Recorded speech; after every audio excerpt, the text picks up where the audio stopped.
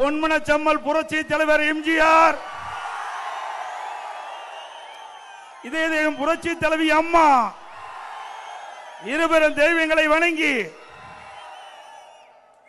கடந்த செப்டம்பர் மாதம் 27ஆம் தேதி அன்று கரூர் நகரில் தவேக நடத்திய பொதுக்கூட்டத்தில் பெண்கள், குழந்தைகள் உட்பட 41 பேர் உயிரிழந்துள்ளனர்.